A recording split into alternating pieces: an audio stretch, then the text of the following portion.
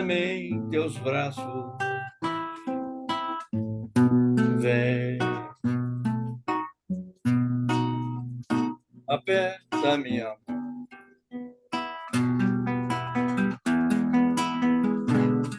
Eu te perdoo, porque te amo, é todo teu,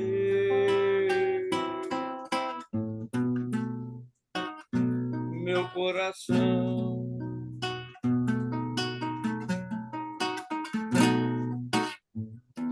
Vem, esquece o passado,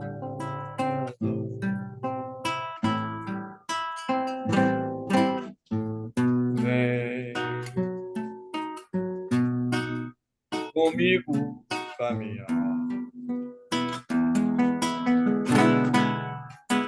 enxugar o pranto de mágoas e dor. Escuto o canto do nosso amor, alma gêmea de minha alma, redimida no caminho, 2000 anos de aliança, de esperança e carinho. Bem querido companheiro, jornada de esplendor, através da eternidade, luz terna dos meus amores.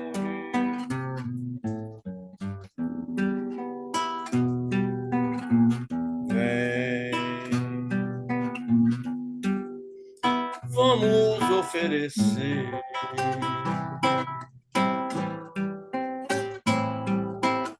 uma prece comovida ao Nazareno, com gratidão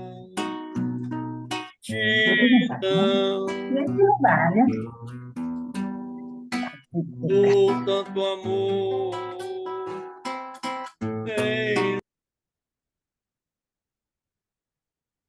Desculpa, ficou mudo.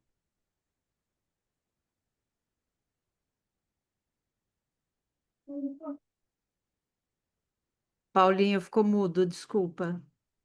Ficou mudo. Ele tá com o microfone desligado. É.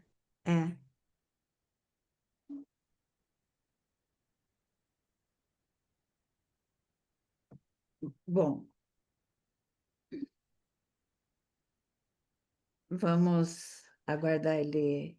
Ficou mudo.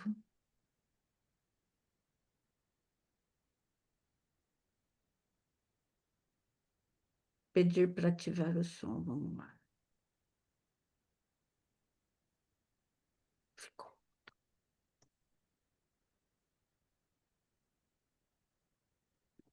Ô, Meus Paulinho, amigos, seu fone tá mudo, viu? Estamos te ouvindo.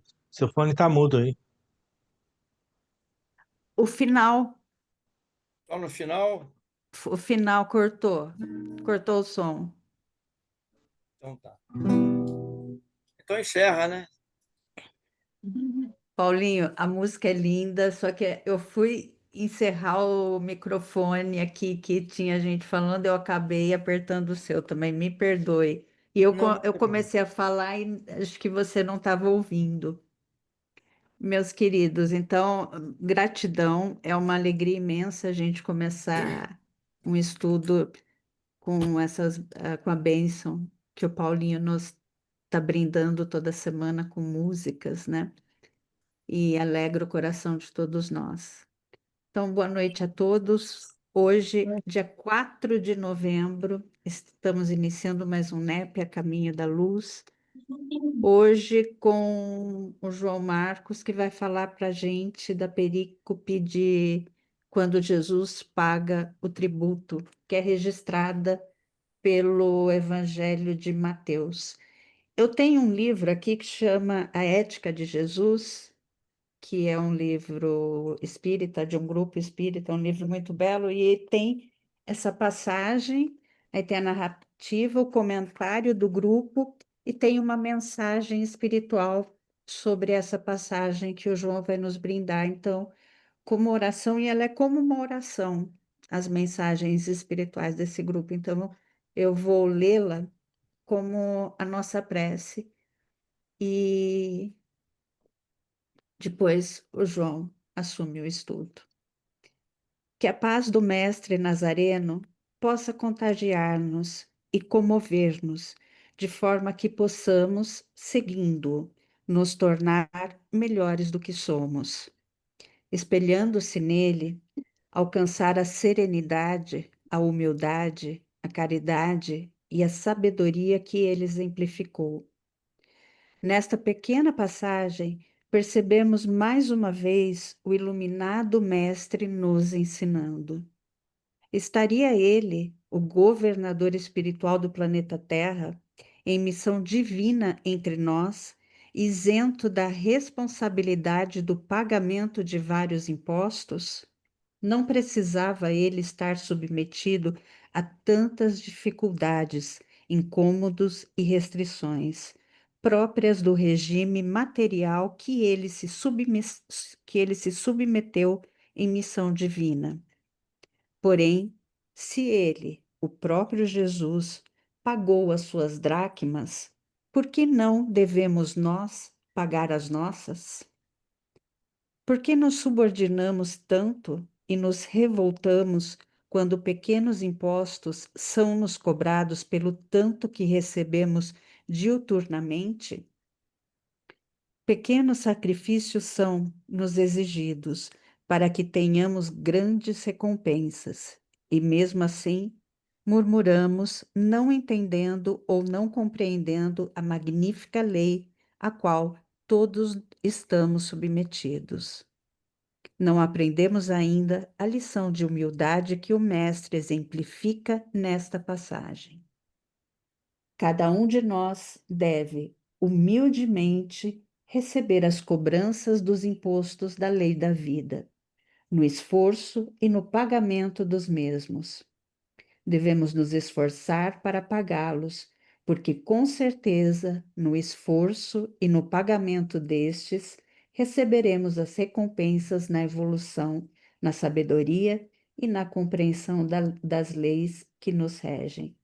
Então, a partir dessa leitura, vamos pedir a Deus que abençoe esse estudo, que abençoe a cada irmão que não pôde estar aqui presente, que eles possam receber o carinho desse estudo, a luz que está emanando, e que possamos pedir a bênção ao João, que vai nos conduzir a esse ensinamento. Que assim seja, graças a Deus. João. Boa noite a todos. Sempre uma alegria estar de volta. E hoje com uma perícope que, a princípio, parece uma perícope inocente, não traz nada demais, parece só um fato cotidiano, uma história comum, na vida comum do Cristo, mas quando o assunto é Mateus, nunca é uma coisa muito simples, porque a gente sabe que Mateus falava com um público. O Evangelho de Mateus é direcionado para um público puramente judeu e, segundo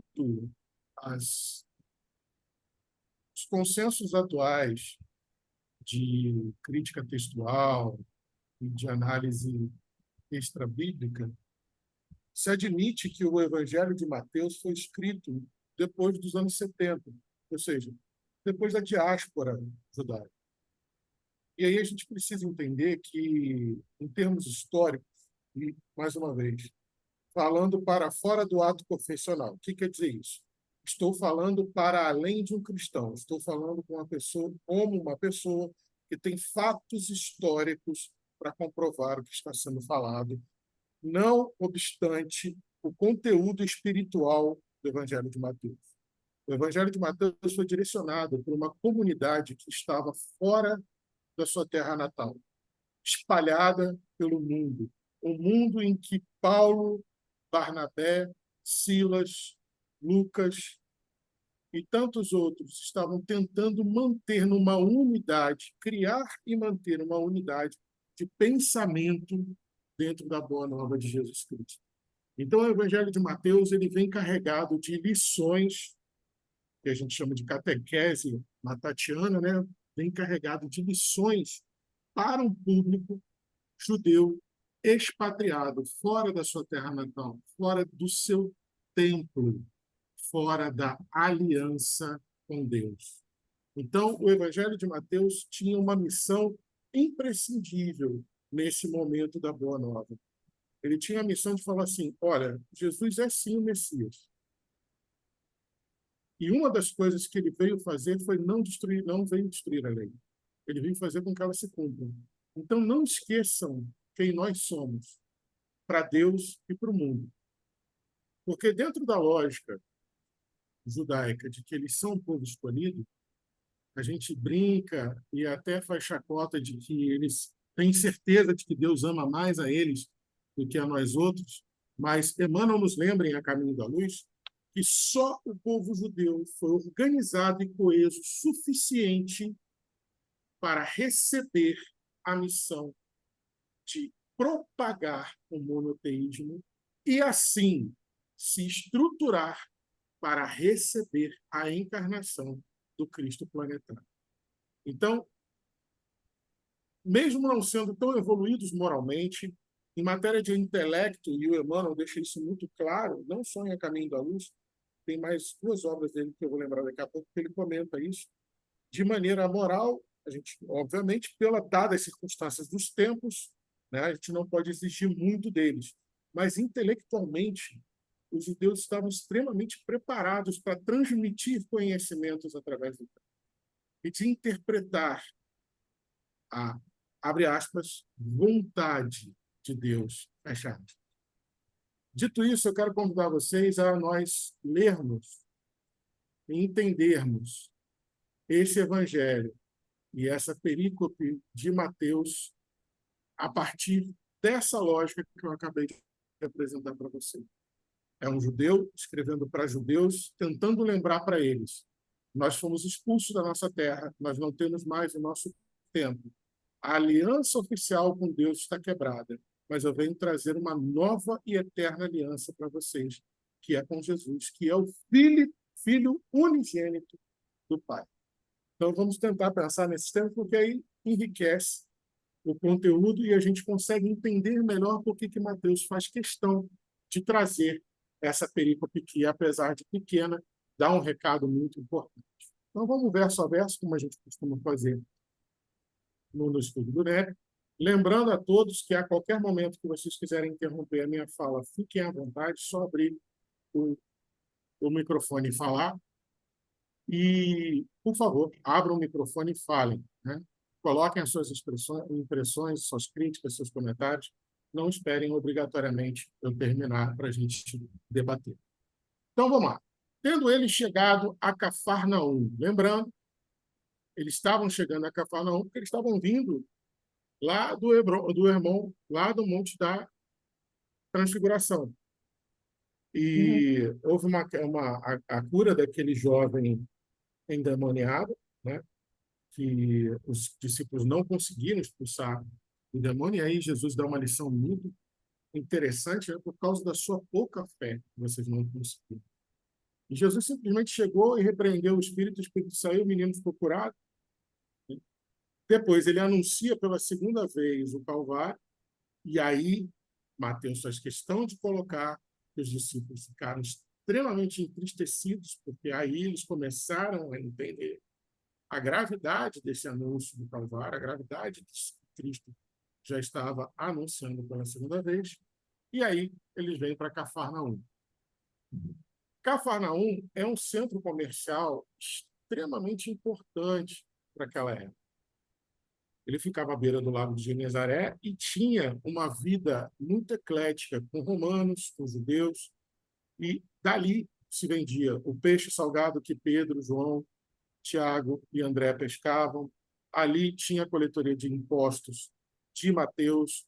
Então, era uma cidade que, por ter, inclusive, uma coletoria de impostos, ela era extremamente rígida com a cobrança de impostos. E aí, haviam vários cobradores ambulantes, fora os cobradores instalados. Por exemplo, quem já viu The Chosen já viu essa cena. Mateus ficava na coletoria. Era lá um lugarzinho onde ele ficava, inclusive, protegido da população, porque ele estava tirando dinheiro dos judeus para entregar para os romanos. Tinha os cobradores, que eram itinerantes, que ficavam andando e que conheciam as pessoas.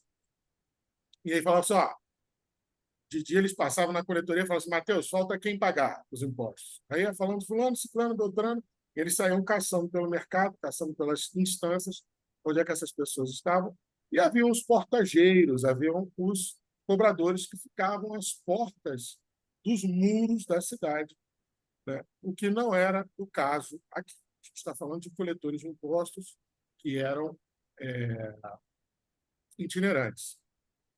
E, muito provavelmente, não eram romanos e não tinham escolta romana, como lá em The Chosen aparece para Mateus. Ou seja, eram cidadãos tão judeus quanto aqueles que cobravam, e eles cobravam, porém, investidos de uma autoridade romana, e eles tinham a função de cobrar, investidos de uma autoridade romana, não, perdão, investidos de uma aquiescência, né, da autoridade romana, ou seja, Roma deixava eles praticarem essa cobrança de tributo, porque a didracma, ela era uma moeda grega de prata que equivaleria a um denário, uma didracma equivaleria a um denário romano, as duas eram de prata, e as duas equivaleriam a um dia de trabalho. A dracma, perdão, equivale a um denário, que equivale a um dia de trabalho. A didracma equivaleria a 2 dias de trabalho, e era uma moeda que era usada quase que especificamente para pagamento do tributo anual do templo, que começou lá em Êxodo. Lá em Êxodo tinha uma moeda específica, né, ou tinha uma quantidade de mercadoria específica que todo ano, todo homem acima de 20 anos ia até o tabernáculo, estou falando de Êxodo, ia até o tabernáculo e aí depositava a sua oferta lá para suster o tabernáculo e os levitas, né, e todos aqueles que trabalhavam, no caso, já no templo. Então, todo ano tinha essa cobrança da didracma, que equivaleria a 2 dracmas ou 2 denários, né, que equivaleria a 2 dias de trabalho. Então, eles chegam para Pedro e perguntam. A pergunta parece inocente, ou parece uma pergunta só de curiosidade, ou parece uma cobrança leve, mas não é. Não se engane. Essa pergunta que fazem a Pedro, principalmente por estar sendo feita a Pedro, ela vem carregada de uma maledicência imensa e de um perigo muito grande, dependendo da resposta que Pedro desse. E eu vou explicar para vocês daqui a pouco. Mas por que eles chegam para Pedro e perguntam? Várias vertentes tentam explicar e tentam responder essa pergunta de por que os cobradores de impostos do templo chegaram e falaram para Pedro. Por que não falaram para Tiago? Por que não falaram para João? Por que não falaram para André? Por que não falaram para Mateus? Por que não falaram diretamente com Jesus, que era o líder, era o rabi?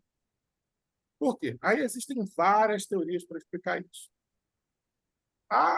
Eu tentei juntar aqui as que foram menos viajantes, vamos dizer assim, as que me pareceram, e também, segundo a crítica, parecem ser as mais prováveis. Primeiro, porque era uma questão social apropriada. Cobrar de Pedro, por quê?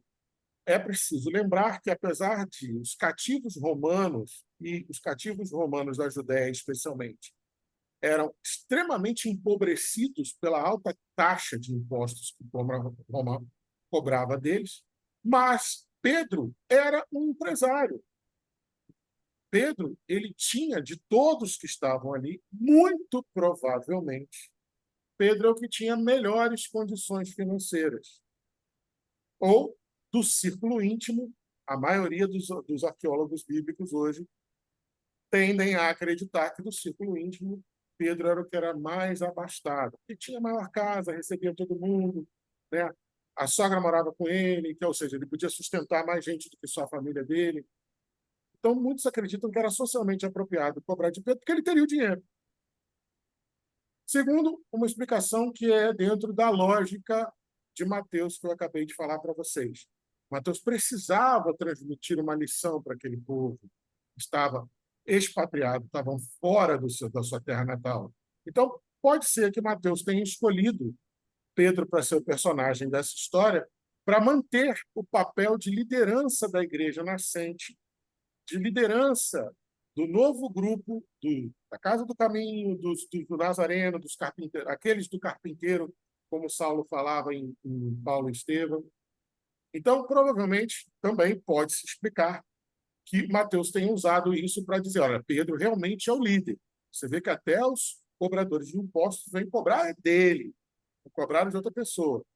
E também porque, para dar essa mensagem, né, que Jesus deu para Pedro, ou seja, para transmitir esse ensinamento que Deus transmite para Pedro, é pedagogicamente muito eficaz, e era naquela época infinitamente mais eficaz em termos pedagógicos, porque Pedro, apesar de muito recente, o grupo da igreja nascente da Boa Nova, do Caminho, né, Pedro já era uma sumidade. Pedro já era colocado por todos, se não pela grande maioria esmagadora, como o verdadeiro líder apostólico do legado de Jesus. Então, pedagogicamente, Pedro recebeu uma lição tão importante, e eu já vou explicar para vocês por que era tão importante para aquela época. Foi pedagogicamente muito eficaz. Para a gente hoje já é importante a lição, né? E quando você se coloca no lugar de Pedro, quando você faz uma análise diacrônica, ou seja, você vai lá no período histórico e tenta analisar Pedro passando por isso, pelas consequências e pelo contexto histórico-cultural da época, a lição já é bonita. Imagina para aquele povo que estava recebendo esse evangelho praticamente como um consolo de quem diz, não, Deus não desistiu da gente. Calma que eu vou mostrar para vocês qual é a saída. E, lógico, para nós, agora, anassincronicamente, vamos trazer para o nosso tempo, ou seja, anassincronicamente, trazer para o nosso tempo. Para o nosso tempo, né, principalmente para o cristianismo, né, o cristianismo não é o movimento a qual Pedro pertencia, o cristianismo nasceu séculos depois, mas para o cristianismo, como Pedro é o primeiro bispo e o primeiro papa, então é um exemplo e um ensinamento teologal muito significativo que molda como que a igreja tinha que se preocupar com as suas situações externas, com o mundo lá fora. Como que a igreja deveria interagir com o mundo não eclesiástico. Como eu falei para vocês, a didracma era o equivalente a duas dracmas, que equivale a 2 denários romanos, 2 dias de trabalho. Só de curiosidade, é bom a gente lembrar, até nisso os romanos eram superiores, né? A dracma grega, a dracma era uma moeda de origem grega, ela pesava em torno de 3 gramas de prata. E o denário romano, que equivaleria também a um dia de trabalho, ele pesava mais ou menos 4,5 gramas de prata. Por que eu trouxe essa informação? Só por curiosidade? Não. Porque para a gente pensar o seguinte, ou seja, sabendo disso, os vassalos, os cativos, os judeus, obrigatoriamente recebiam dracma. Raramente recebiam um denário. O denário era reservado, se não exclusivamente, quase que exclusivamente, para os fidalgos ou para aqueles vassalos de maior proximidade com os romanos ou gentios, os que não eram judeus. Então é importante a gente também trazer isso, porque A dracma era a moeda de maior circulação dentro do comércio judeu. E sim, eles tinham um comércio privado entre eles, né? Eles comercializavam com os estrangeiros, com os gentios, óbvio, mas eles tinham também um comércio só entre os judeus, principalmente para as coisas sacras, para as coisas relacionadas ao templo, onde o assácer, a dracma e as variantes dessas moedas gregas eram usadas ao invés das variantes das moedas romanas. E a pergunta: o vosso mestre não vai pagar o de dracma?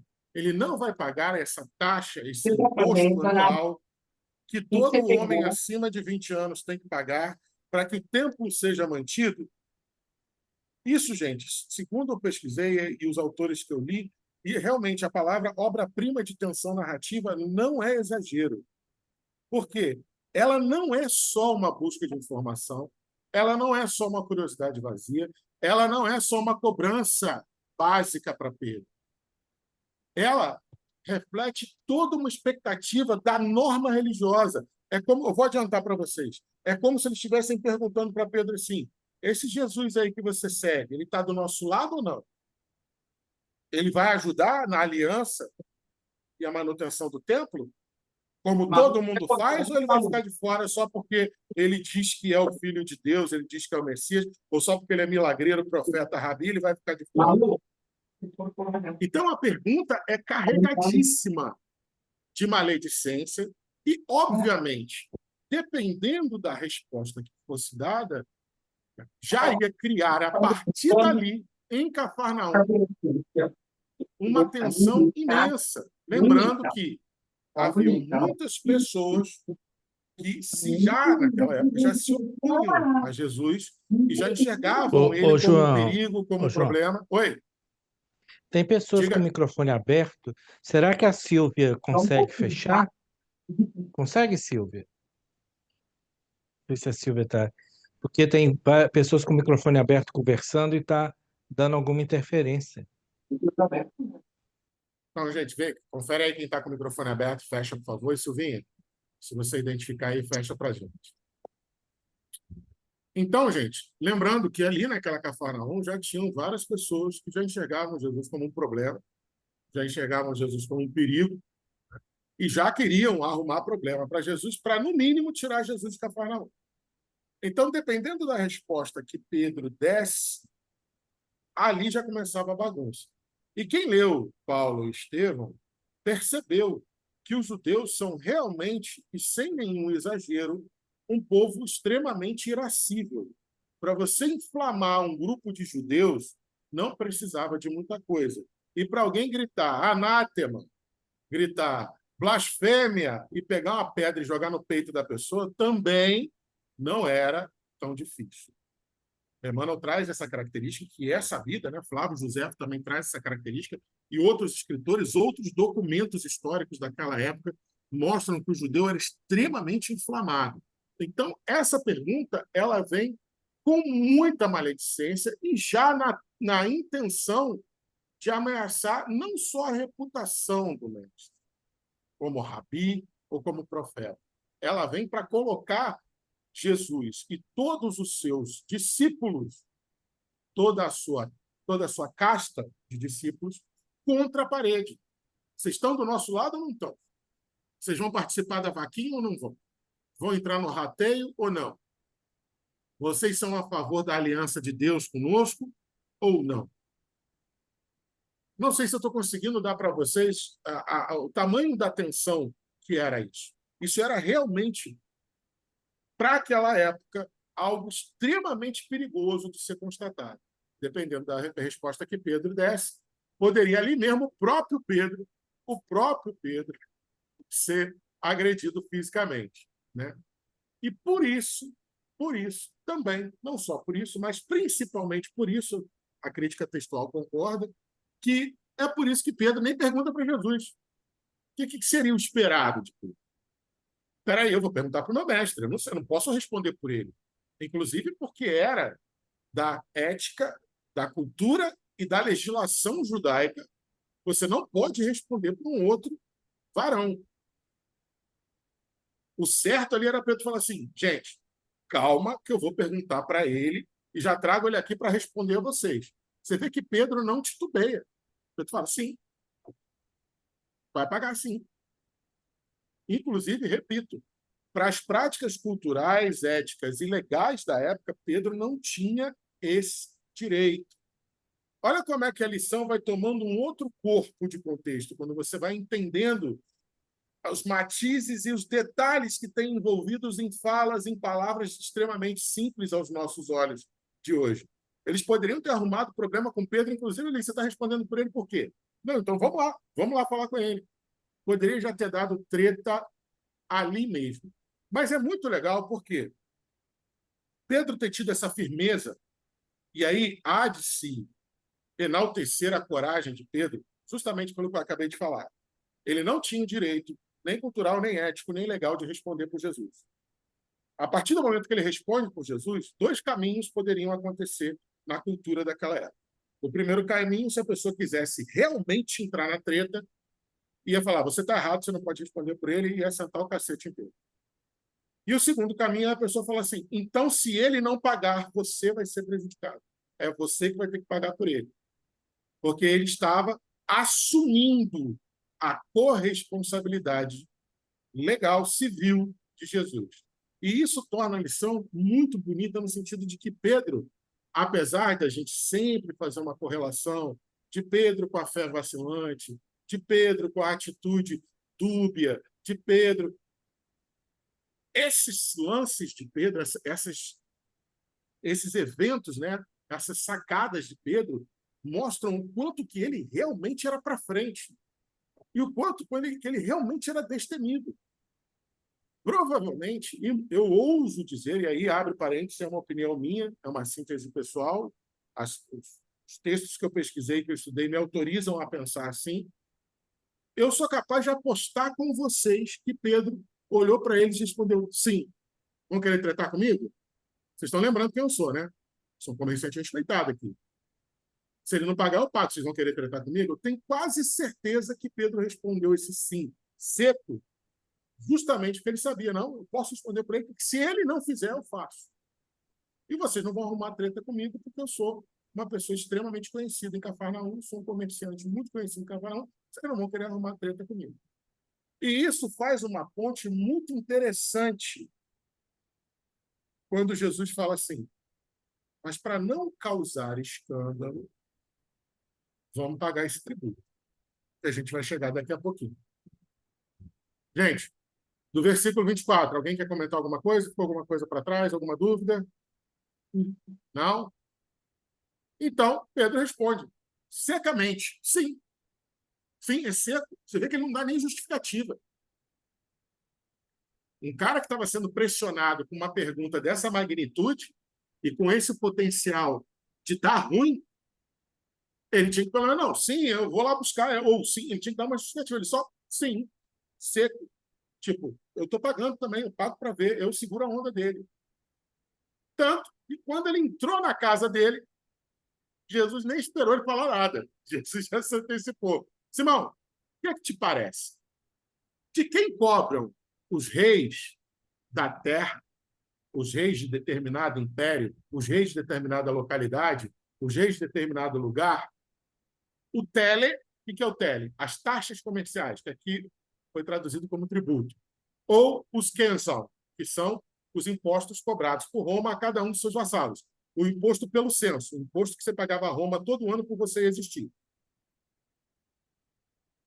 Ou seja, equivaleria ao imposto judeu do templo, que equivaleria às coisas espirituais. Né? Vamos botar assim.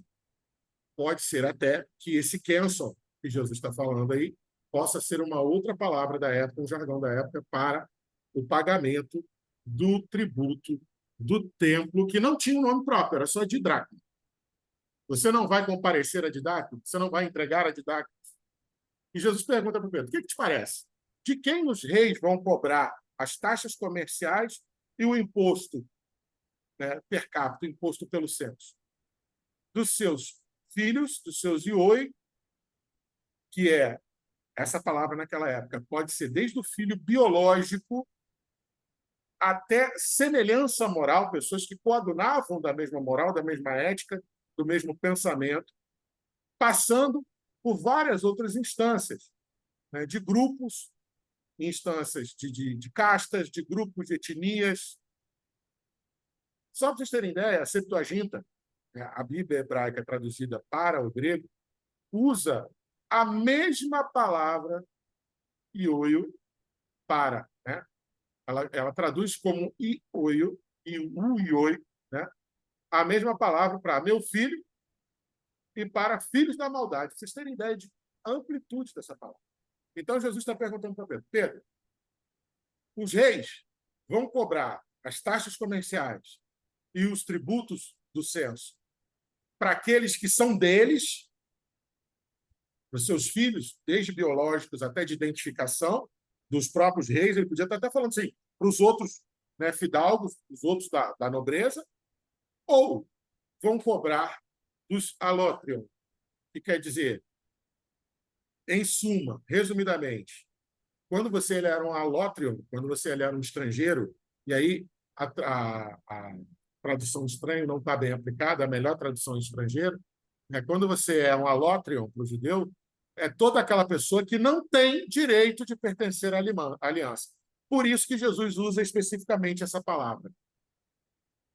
Que nem é uma palavra que ficaria até meio fora de contexto. Tem outras palavras que Jesus podia aplicar aqui nessa frase para fazer a pergunta de maneira mais clara. Mas quando ele fala, os reis vão cobrar as suas taxas gerais, né? Quando ele fala tele, et quesum, ele está querendo dizer o seguinte: eles vão cobrar as taxas deles, todas as cargas tributárias deles, daqueles que são da laia deles, dos iguais, ou daqueles que não têm direito de pertencer à aliança. Por que vocês acham que Jesus usou uma palavra que quer dizer, para aquela época, os cidadãos que não têm direito de pertencer à aliança, ou seja, os cidadãos que não são judeus, não fazem parte da aliança com Deus? Não foi essa a inquisição que os coletores fizeram indiretamente? Ou seja, já é Jesus mostrando para Pedro: eu sei o que aconteceu, Pedro. E presta atenção no que eu vou te falar, porque é sobre isso. É Jesus já querendo antecipar. Olha, lá eles me acusaram ou te colocaram contra a parede para você dizer se nós somos, né, o ioi ou se nós somos a elétron. Resumidamente, o que os coletores perguntaram foi assim: esse rabi de vocês aí, e vocês que seguem eles, vocês acham que vocês são o ioi ou vocês acham que vocês são a elétron? Vocês acham que vocês estão conosco, são filhos da aliança, ou vocês não querem mais ter o direito de pertencer à aliança? Porque se não pagar, perde o direito de pertencer à aliança. E isso era grave naquela época. Você praticamente era quase tão ruim se isso acontecesse. Não acontecia. Os judeus eram extremamente rigorosos com isso. Mas vamos supor que acontecesse. Como é que ia ficar a sua situação social? Se você decidisse não pagar mais a didracma, você ia ter um tratamento semelhante aos das viúvas e dos leprosos. Só para vocês terem ideia da gravidade você ia ser realmente excluso da sociedade. Então, Jesus está perguntando a mesma retórica que os cobradores tentaram extrair de Pedro, né? Vocês, esse rabi de vocês aí, esse profeta aí de vocês, e vocês aí, vocês querem continuar sendo oiô, querem continuar sendo filho da aliança, ou vocês querem passar para alótrio ou alétrio? Querem perder o direito de pertencer à aliança. E eu imagino como Pedro deve ter ficado, gente, porque um pouquinho de tempo atrás, Pedro, lá no Hermon, ouviu a nuvem luminosa falar com eles enquanto Jesus estava transfigurado. Esse é o meu filho amado, em quem me comprazo. Ouvi-o. Ou seja, Pedro sabia já e não poderia atestar ignorância de que Jesus era da parte de Deus. Então, portanto, Pedro não tinha o direito de ter dúvida de que ele era o Messias. Então, portanto, pela cultura histórico-religiosa de Israel, Jesus era o supremo rei do mundo. Aí imagina você sabendo que aquela pessoa a quem você segue, que você anda do lado, que dorme na sua casa, que come da sua comida, que te chama para conversar em particular, que tem carinho com você, é o supremo e absoluto rei de todo o mundo. O que você responderia aos cobradores de impostos? Imaginem se, ao invés de perguntarem para Pedro, eles tivessem perguntado para Judas Iscariotes. Isso.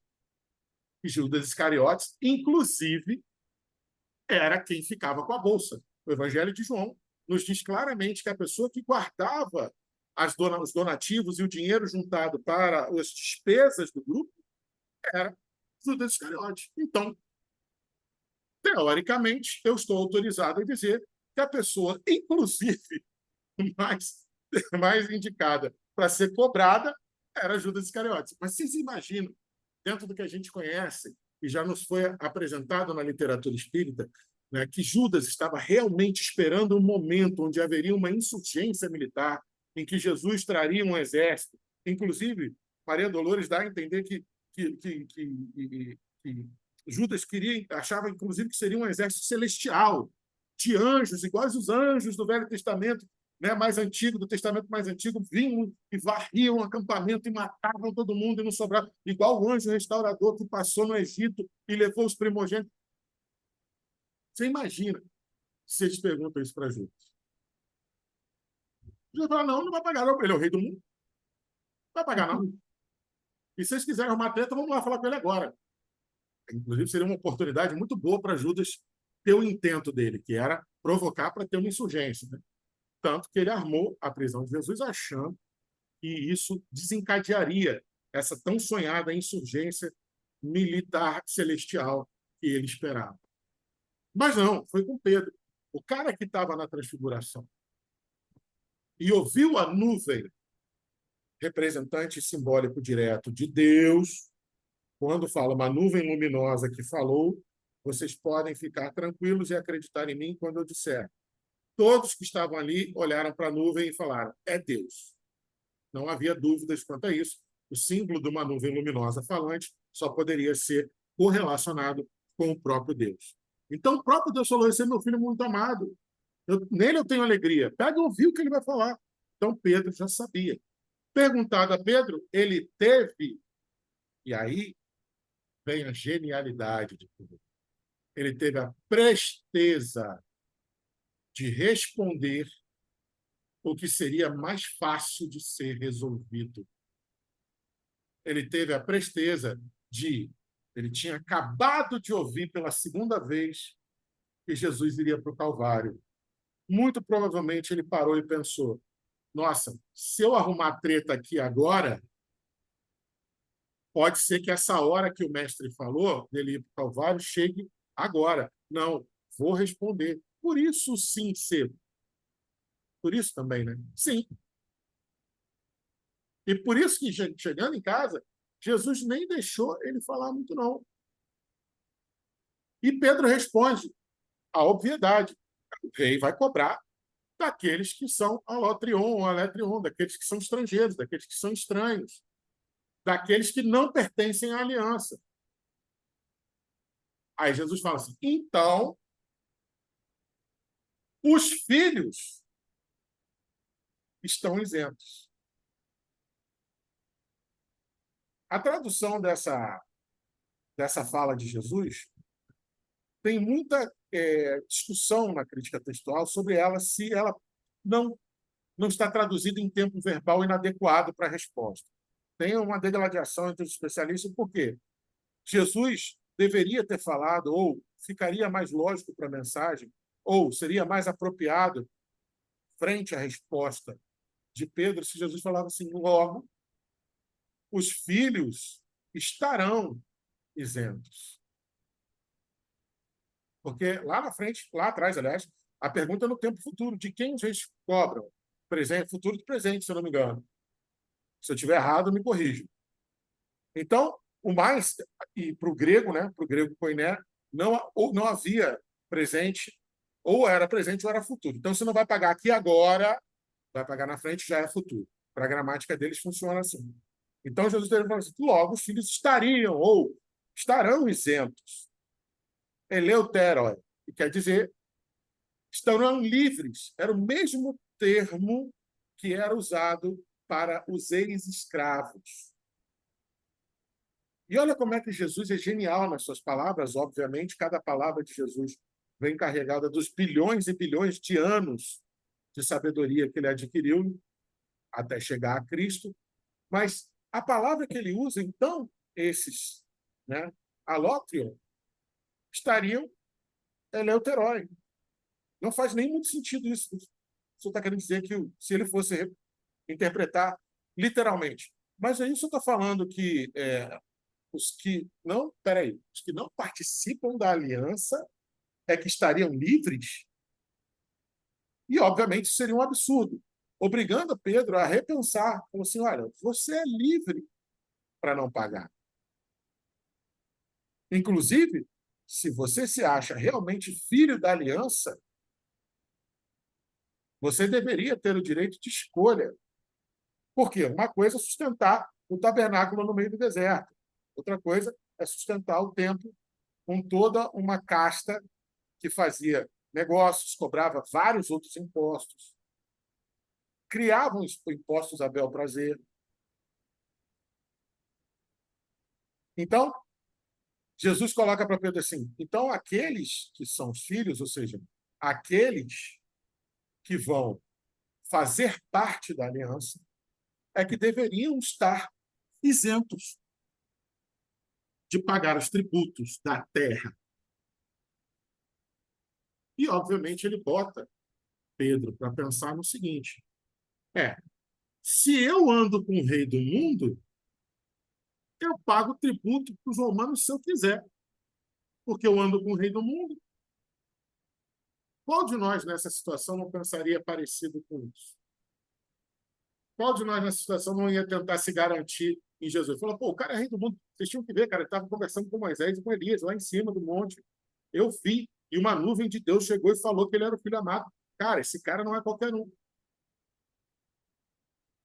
Mas não, isso prova também como que o coração de Pedro era compromissado com as coisas da religião que ele professava. Era compromissado com a história do povo dele. Era compromissado com a tradição e com a cultura. Porque Jesus joga essa pergunta para ele, então, os que fazem parte da aliança que não deveriam pagar. Pedro deve ter ficado meio balançado com isso. Aí deve ter pensado assim, pô, será que ele está me chamando a atenção porque eu respondi por ele lá? Será que ele está querendo dizer que a gente não vai pagar, que a gente não tem que pagar? O que será que Jesus está querendo dizer? E é por isso que Jesus já em cima. Mas, para que não os escandalizemos, escandalizomem é pegar como escândalo. Escândalo era uma armadilha daquela que você bota o lacinho no chão, o bichinho pesa e você pisa em cima e você pega ele pelo pé. Então, escândalo era uma armadilha grega de caça que você pegava o bicho pelo pé. Literalmente, é pegar pelo pé. Uma tradição mais diacrônica com nossos tempos seria não os façamos tropeçar. Não sejamos pedra de tropeço para eles. Vai ao mar, que era o que o Pedro sabia fazer, lança o anzol, que era o que Pedro sabia fazer, e o primeiro peixe que você fisgar, pega-o. O primeiro peixe que você fisgar, pega. E aí, você vai abrir a boca dele e lá dentro você vai achar um estáter, ou um ciclo, ou uma estátera, que equivalem a 2 didácrimas ou 4 dracmas. Pega essa moeda, Pedro, vai lá e paga o imposto por mim e por você. Eu não sei se vocês conseguiram almejar essa tirada de Jesus, já querendo falar assim, Pedro, eu preciso de você para que as minhas coisas andem bem no mundo. Pedro, eu preciso que você cumpra com os seus deveres legais e com o compromisso que você deve ter para que as coisas de Deus possam estar seguras no mundo também. Mas aí eu quero trazer alguns comentários inclusive, estão lá disponibilizados no NEPSearch para encerrar minha fala e a gente tentar dialogar um pouquinho. Lá no livro Convites da Vida da Joana, no capítulo 56, Convite à Tolerância, ela tem o seguinte raciocínio que eu achei sensacional e eu trouxe na íntegra aqui para vocês, porque vale muito a pena. Ela fala que a tolerância, quando ela é aplicada indistintamente em todos, em qualquer pessoa, em qualquer lugar, ela é uma lição viva de fé e elevação. Pedro, nós somos os filhos da nova aliança, inclusive. Eu sou o rei do mundo, sim, e vocês são meus súditos diretos, sim. Mas vamos tolerar esses que ainda precisam do dinheiro do mundo para se sustentarem. Agora, tolerar não significa ser conivente, não quer dizer que você concorde plenamente com o que está sendo feito. Tolerar não é concordar plenamente. Tolerar não representa, quando você tolera, não quer dizer que o erro foi corrigido. Indispensável não entrar em área de atrito quando podes contornar o mal aparente a favor do bem real. Traduzindo a lição de Jesus. Se você pode não arrumar treta, não arrume. Para que vai arrumar treta?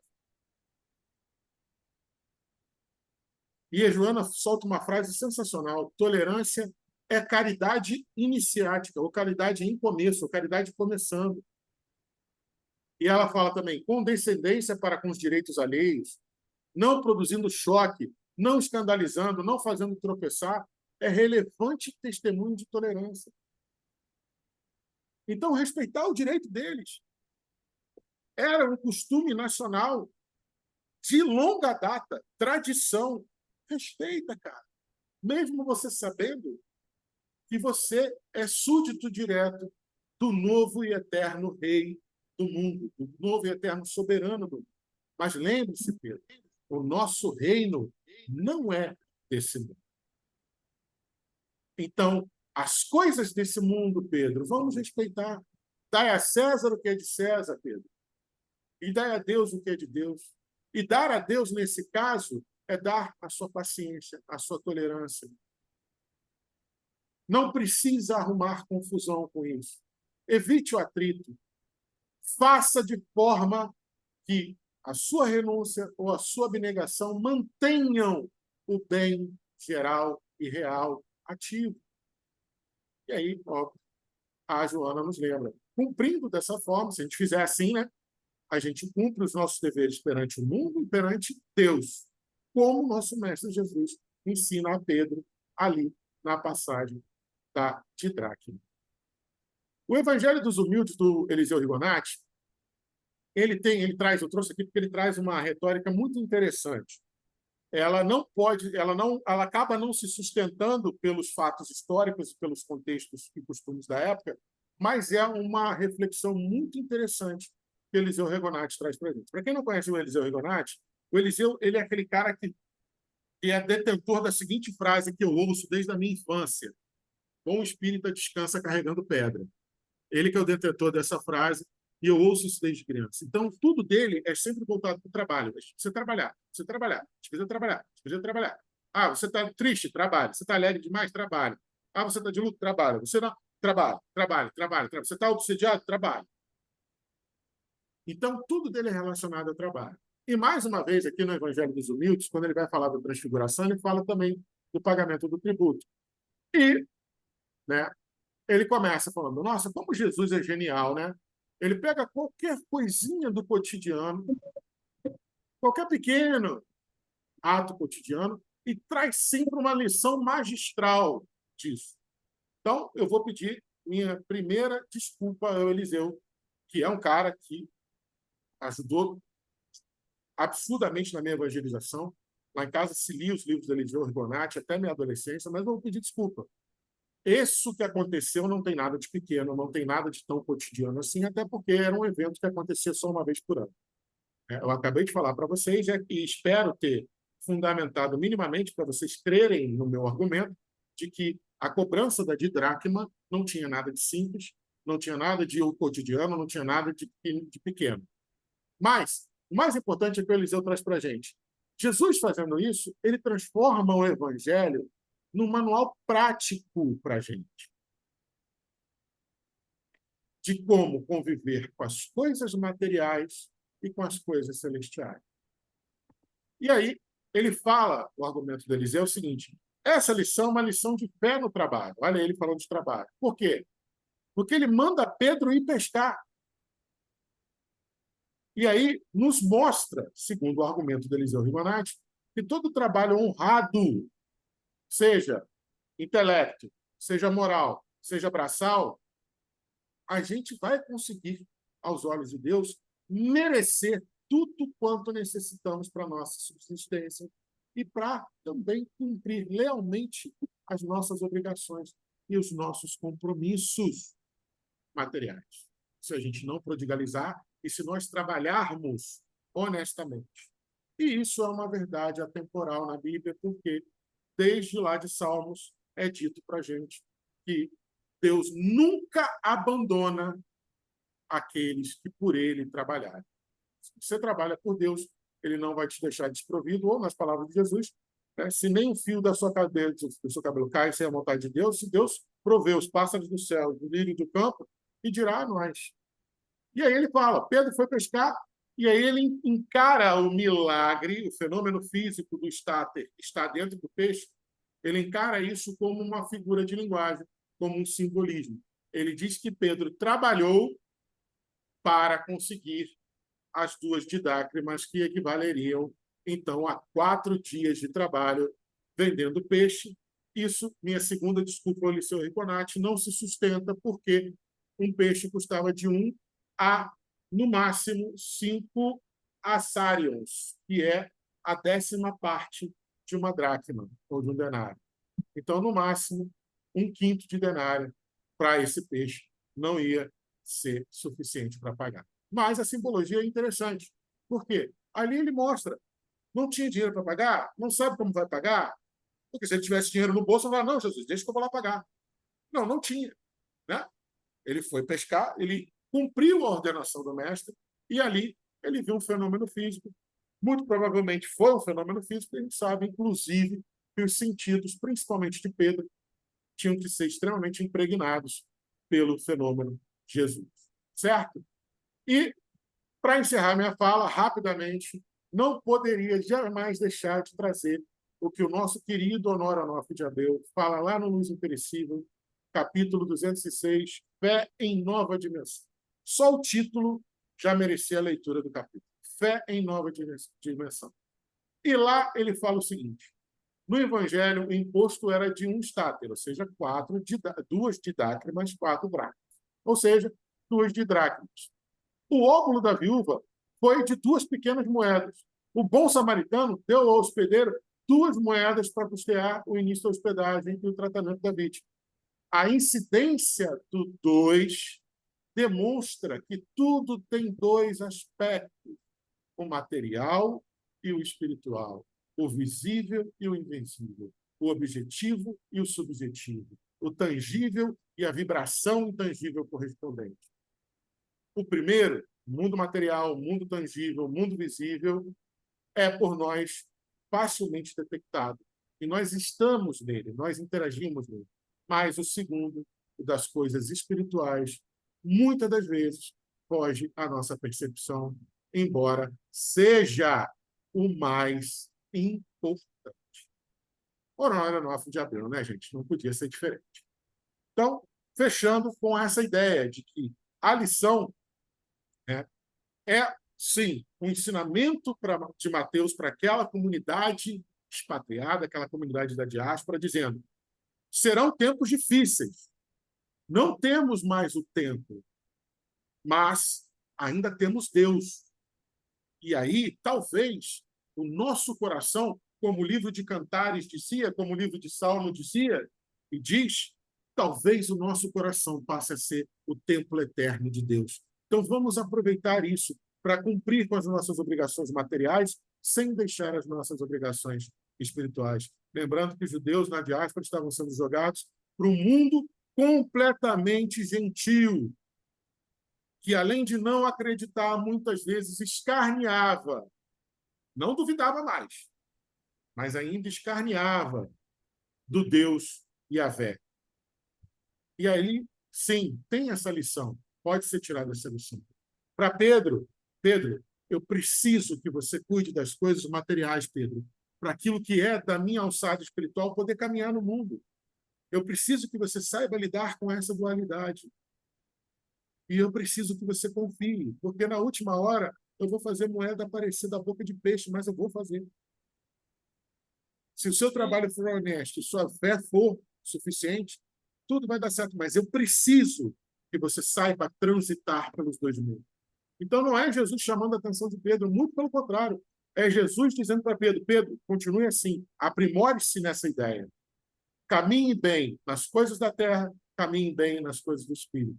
E, óbvio, para finalizar, isso traz para a gente uma ética cristã que até hoje a gente considera que é: nós temos toda e qualquer liberdade em Cristo Jesus. Em Cristo Jesus nós temos toda e qualquer liberdade. Porém, temos também a obrigação do exercício sábio e amoroso dessa liberdade no mundo material e um compromisso imenso, apesar da liberdade, com o mundo espiritual. Porque, como disse Paulo, tudo me é permitido, mas nem tudo me convém. Então, meus amores, agora deixo com vocês.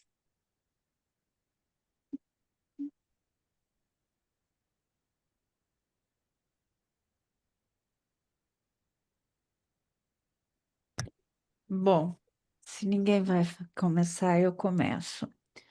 Bom, eu achei essa passagem, eu não tinha me atentado na beleza que realmente ela é, né? Porque é uma lição sobre o trabalho. Jesus, ele vem ensinar Pedro com esse trabalho honesto, né?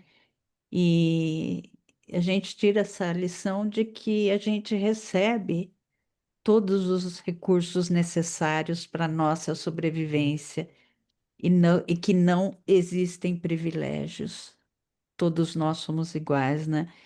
E como você bem disse, nós traçamos o nosso próprio reino, que é a nossa evolução, nosso progresso. E as necessidades elas chegam, sejam elas materiais, sejam elas espirituais, morais. Gratidão. Foi uma bela visão e trazendo ainda Rigonati, né? Que vem, o Rigonetti que vem falar de serviço. Então, eu acho que você fechou com chave de ouro, trazendo ele para mostrar realmente a importância de trabalhar, da gente trabalhar, que a gente recebe os recursos necessários para a nossa vida. Sim, com certeza. Tem um aspecto que eu não comentei, que eu ia comentar com você em particular, mas já que você começou falando, eu vou falar. E tem uma outra coisa que sustenta toda essa retórica que eu falei no início. Essa perícope, ela é um quiasma. Ela é uma estrutura quiasmática. Ou seja, ela obrigatoriamente é uma catequese, ela obrigatoriamente é um ensinamento para ser gravado, né? Então, realmente, aquilo ali que está escrito, independente se é simbólico ou não é simbólico, se aconteceu ou se não aconteceu, se é uma midrash ou se é realmente uma narrativa da vida comum do Cristo, a questão é, sendo uma estrutura quiástica, ela é um baita ensinamento, ela é um ensinamento importantíssimo que aqueles judeus da diáspora tinham que absorver. Entendeu? Jesus não perde uma. Tá ouvindo? Não. Tá ouvindo agora? Agora estou. E como você também trouxe, né? Jesus não perde uma oportunidade de ensinar.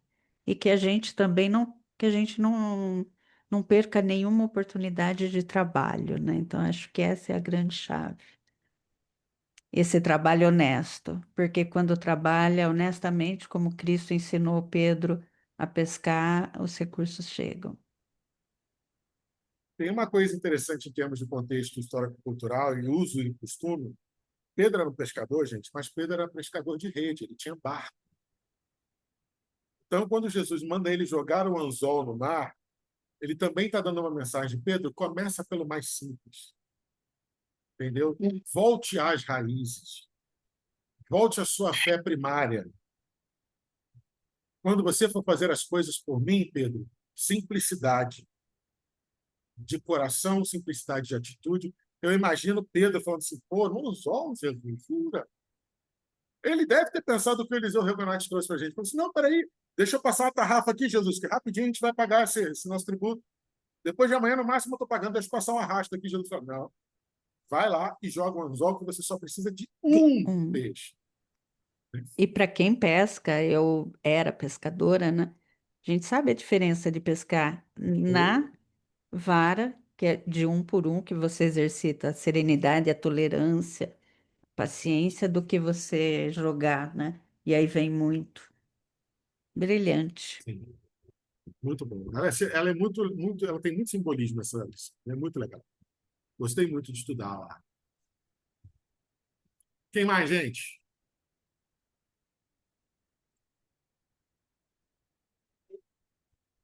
Darcílio deu boa noite aqui nas nossas mensagens. A Elizabeth falando para a gente. Pedro sempre surpreendendo com suas atitudes e firmeza em seguir o Evangelho do Cristo. Exatamente.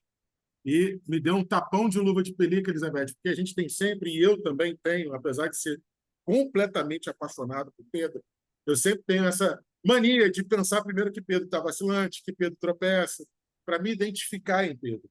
E quando a gente estuda na profundidade do contexto histórico-cultural, dos usos e costumes da época, da legislação vigente na época, você vê que Pedro tinha, sim, e ele agiu, sim, com muita coragem, muita determinação e com serenidade também. Serenidade, com confiança no Cristo. Tanto é que Jesus nem esperou ele falar nada. Ele já foi chegando, Jesus já foi dando solução para ele. Então, sim, fica também um recado, que é para mim, primeiramente, tá? É uma meia-culpa, mas aí eu divido o recado com vocês. Toda vez que a gente for pensar em Pedro, for ler Pedro, tenta aprofundar um pouquinho que você vai chegar à conclusão de que ele tomou, talvez, na grande maioria das vezes, a decisão mais sábia para o momento. Porque senão, Jesus não teria dito que sobre ele edificaria toda uma igreja, né? Quem mais, gente?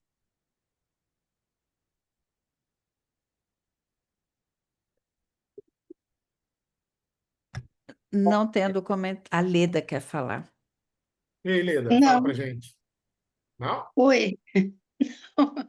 Não, Abriu o não. microfone sem querer.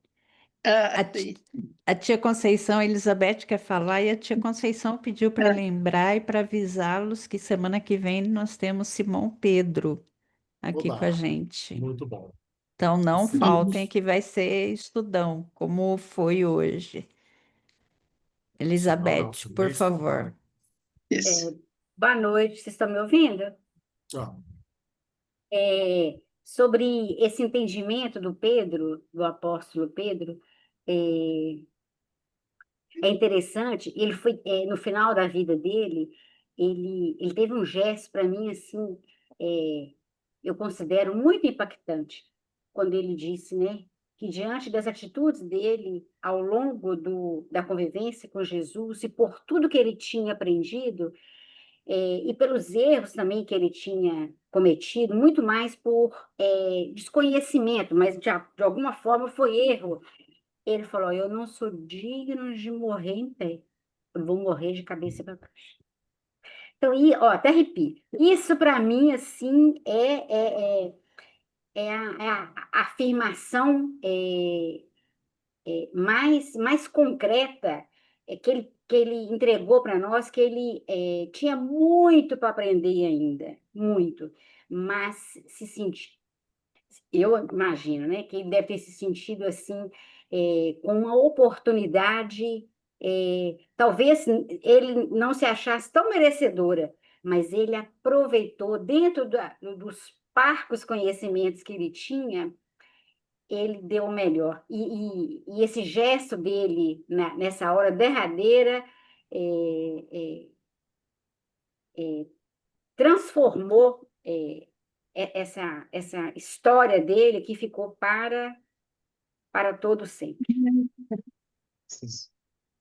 A lenda da Via Ápia, apesar de ter o nome de lenda, Elizabeth, né, é uma tradição da igreja primitiva. Vários padres primitivos, Eusébio, Clemente de Alexandria, eles concordam que a crucifixão de Pedro ocorreu dessa forma.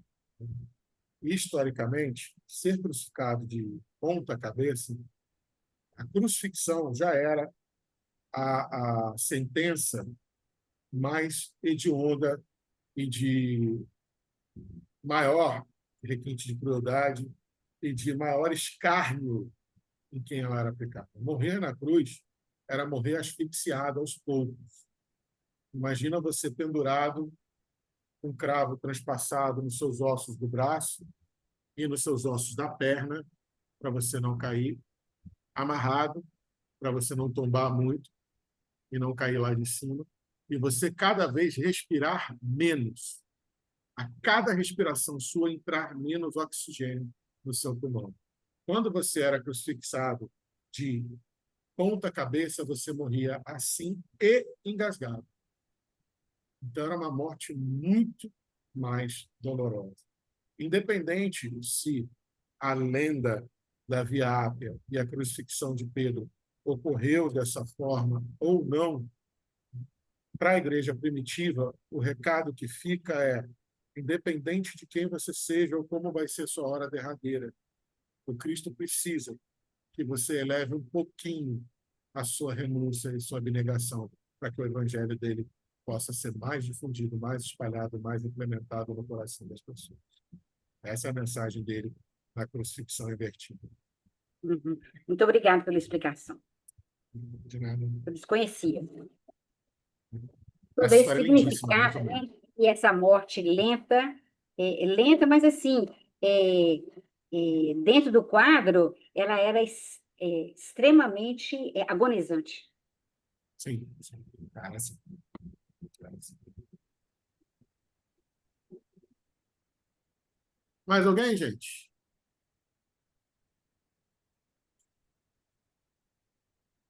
Cadê a Conceição? Falou que ia falar? Conceição está aí? Não, a tia Conceição colocou no grupo que ela Ah, está muito cansada, então hoje ela não entrou. Ela chegou da reunião, ela estava numa reunião na prefeitura de Patinga e chegou muito cansada, está lá no grupo. não Então, existe a possibilidade da Conceição estar presente e ela não falar. Se não houve a voz, se nós não ouvimos a voz dela, é porque ela não estava presente. João, Sim, é possível Mar, que Conceição estivesse presente. Oi. tem um trecho aqui que ele me fala tão forte, que é lá no versículo 27, ele diz assim: para que não os escandalizemos.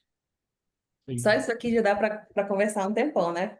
E aí lembra também uma passagem de Paulo que ele diz assim, acho que é em Romanos: se possível, no que depender de você, esteja sempre em paz com os outros, justamente para que não haja escândalos e todas as possibilidades de desventuras nessa questão. E essa é uma lição de tolerância, como você falou, trouxe Joana, mas eu acho que é uma lição tão importante para que nós consigamos perceber a necessidade de você se pacificar e pacificar ao redor, pensando inclusive em quais as suas respostas, e eu achei a resposta de Pedro fantástica.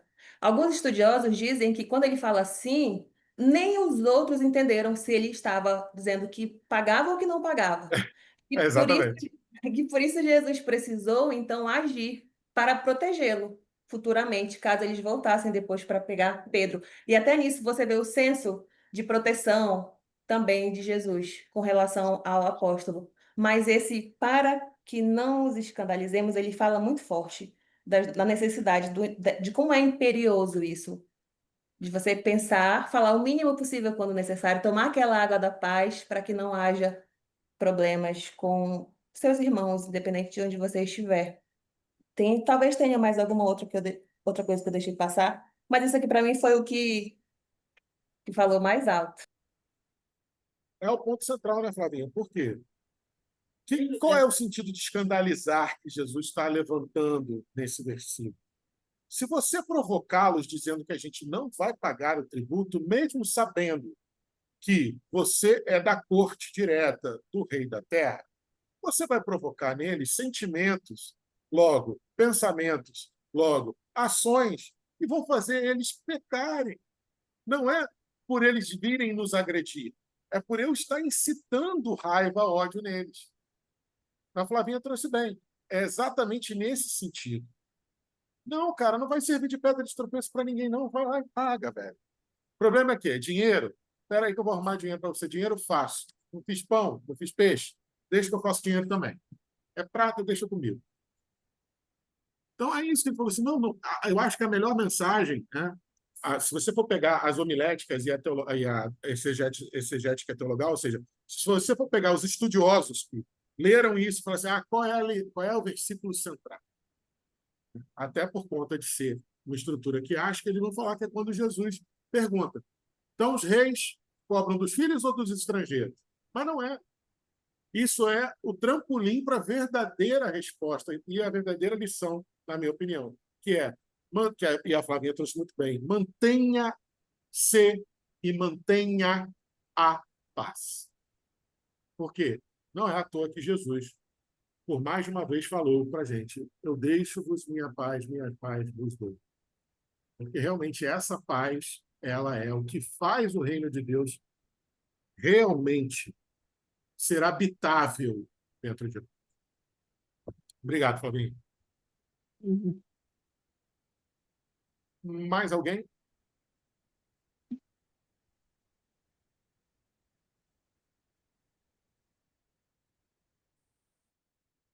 Vamos fazer a nossa prece? Vamos. Alguém se habilita a fazer? Alguém queira fazer? Tocado por Pedro? Não? Então vamos lá, meus queridos. Vamos agradecer. Agradecer por esse bendito estudo. Agradecer ao João. Agradecer a Tia Conceição que proporciona estarmos todos aqui reunidos. Que ela possa receber nosso carinho, nosso amor. Pedimos ainda, meus irmãos, a todos aqueles nossos irmãos que ainda não conseguiram encontrar a paz em seu coração. Pedimos também pela nossa paz, pela paz dos nossos familiares, amigos, irmãos menores, pela pacificação no coração de todos os nossos irmãos, para que a gente possa estarmos todos juntos no reino de Deus. Permaneça conosco, pedimos a proteção e que possamos nos encontrar na próxima semana. Que assim seja, graças a Deus. Meus amigos, meus irmãos, não esqueçam Simão Pedro, semana que vem.